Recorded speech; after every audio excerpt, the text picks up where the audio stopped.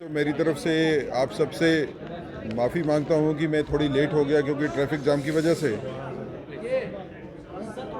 अगर आप थोड़ा सा चुप करेंगे तो तभी समझ पाएंगे, तभी सुन पाएंगे हमारे को। थोड़ा सा शांत रहें प्लीज़। साथियों, इलेक्शन जम्मू कश्मीर के शुरू हो गए और इलेक्शन शुरू होने के साथ ही राजनीतिक दलों ने अपना सही रंग दिखाना जो है वो शुरू कर दिया। नेशनल कॉन्फ्रेंस ने पहले मैनिफेस्टो निकाला, उसमें अलगाववाद की बात की गई, उसमें आतंकवाद को बढ़ावा देने वाली बातें उसमें लिखी गई। जो लोग जेलों में बंद हैं उनको छोड़ने की बात की गई। नेशनल हाईवे के ऊपर जो है वो चेकिंग की रोकने की बात की गई ताकि नारकोटिक स्मगलिंग का एक जो रैकेट है टेररिज्म के साथ कनेक्टेड है उसको बढ़ावा दिया जा सके। जानबूझ के ऐसे मुद्दे रखे गए, 370 के ऊपर दोबारा बात करने की बात, 35A के ऊपर दोबारा बात करने की बात हो, जो पता है कि जम्मू कश्मीर यूनियन टेरिटरी के इख्तियार में नहीं है, पार्लियामेंट के इख्तियार में है, लेकिन जानबूझ के ऐसी बातें रखी गई जिसमें अराजकता भी फैलेगी और आतंकवाद और अलगवाद को भी बढ़ावा देने की कोशिश की जाएगी।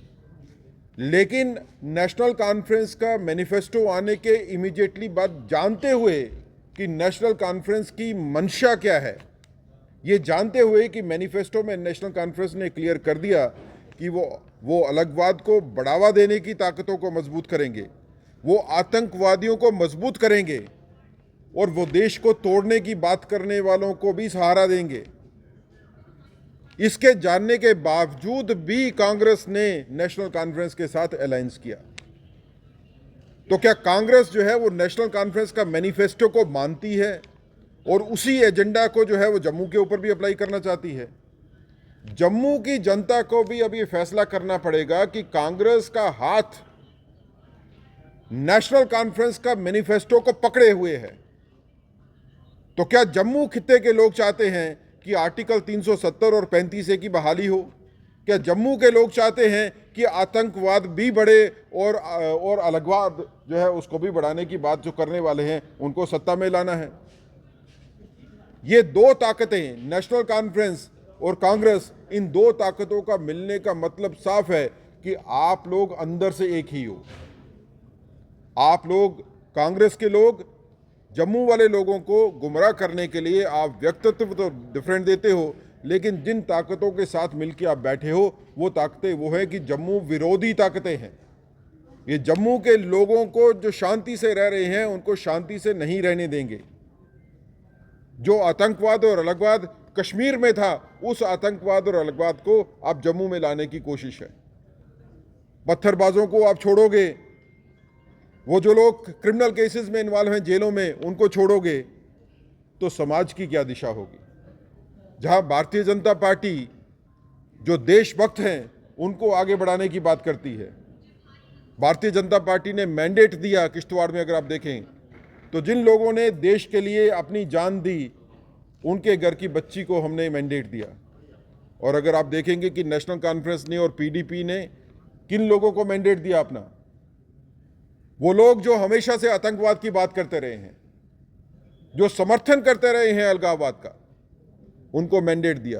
तो दो धाराएं जम्मू कश्मीर में, राजनीतिक धाराएं अब बह रही हैं।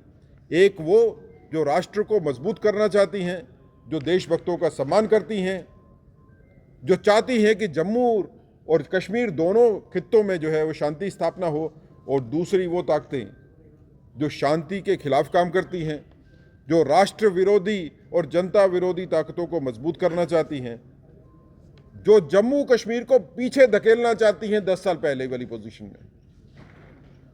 जम्मू कश्मीर अब आगे बढ़ चुका है। अब जम्मू कश्मीर शांति की ओर जो है वो बढ़ रहा है।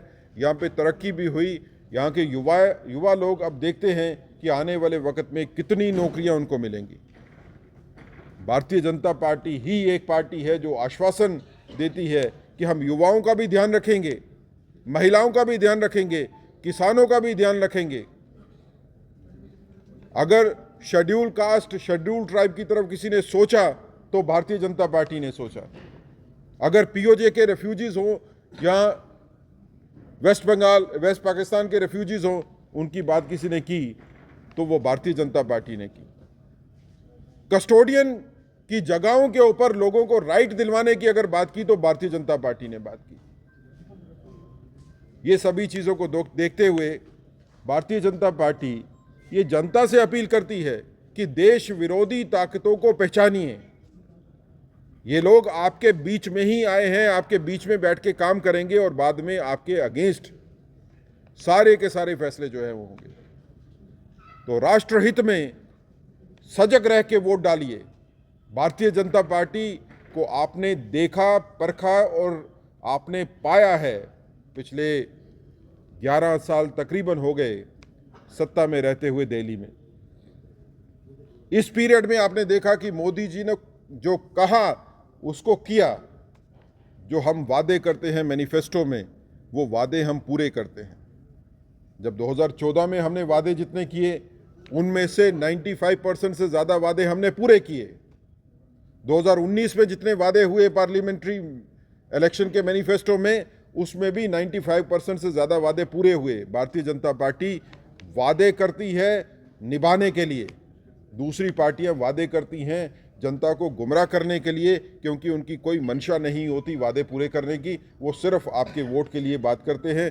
हम वोट की बात नहीं, हम वोट से पहले देश की बात करते हैं। अगर हमको कहीं पे नुकसान भी होता है पॉलिटिकल, लेकिन देश मजबूत होना चाहिए, भारतीय जनता पार्टी की ये सोच है। आपका अगर कोई क्वेश्चन होगा तो